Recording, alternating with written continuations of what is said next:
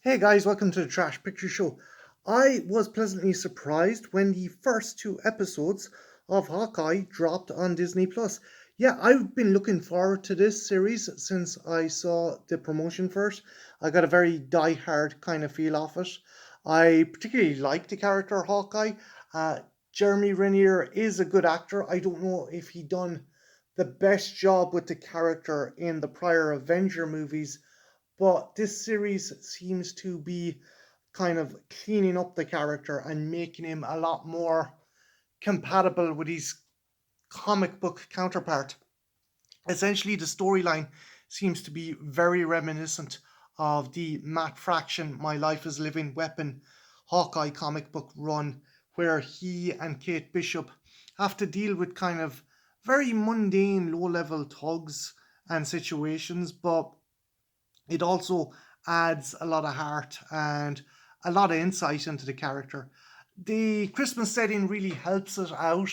It does kind of make you see that Clint is essentially a dad who's just trying to get back to normal. He has his family back after the snap, and he's trying to kind of get closer with his kids. He's obviously kind of retired from Shield, and he just wants to spend more time with his children. And then Kate Bishop pops into the scene. She's played excellently by Haley Stansfield. You might know her. Her debut was True Grit. She's also in Bumblebee. She plays Kate Bishop, who is the daughter of the head of a big security company, played by Vera Fagmera. And essentially, she comes by his Ronin costume. Yes, this was the costume he wore in Avengers Endgame. And he was essentially a vigilante. He was kind of doing the whole Punisher thing. And he done some very kind of heinous things under the guise of the Ronin.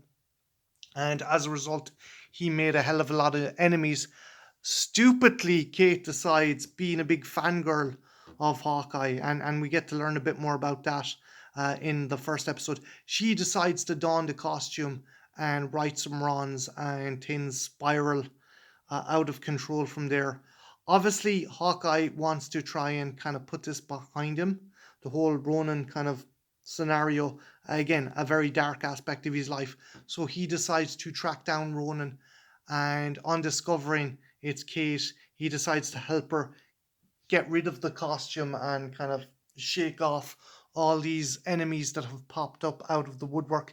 Again, they have taken a lot of cues from the Matt Fraction comic book, in particular the tracksuit mafia, who are really fun.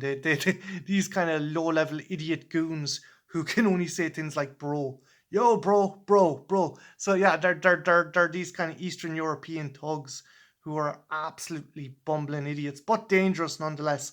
Also, another thing that was picked up from the Bat Fraction comic is Pizza Dog, this one-eyed kind of stray that Kate ends up looking after. And again, the interaction between the dog and Kate really helps Kate's character flesh out a bit more. Sure, she's a tomboy. Sure, she's a rich girl, but she's not a spoilt rich girl. She's not some kind of up her own arse kind of Instagram loving rich girl. She cares about people. She doesn't kind of dress to impress. She dresses the way she wants to, and she cares about the dog. She actually goes out of her way to save the dog, even to her own detriment. She saves the dog, and again, it just shows that Kate's character is a lot more deeper than this just spoiled rich girl who's an overachiever. One thing I do like is the interaction between Hawkeye and Kate. You have this wannabe protege, and you have Clint, who just really doesn't want anything to do with this kid. He just wants to spend Christmas with his family, and she's just totally fangirling out over him. Again, we learn in the earlier episode why that is. There's a bit of a backstory. Other characters are interesting. There is Vera Fagmera as Anne Bishop. I think that's her character's name. Kate's mother. She seems aloof to a lot of what Kate's doing. However, I have a feeling there's more to this character than meets the eye. I'm also interested in a character that turns up at the end by the name of Echo. She's from the comics. She's going to be interesting. But yeah, by and large, the first two episodes of Hawkeye kick ass.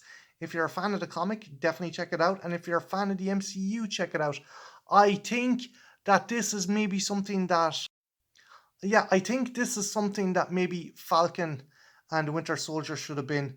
It's got a lot more heart, and it isn't as kind of down and dour. But yeah, definitely worth checking out. So definitely give Hawkeye a look. It's on Netflix right now.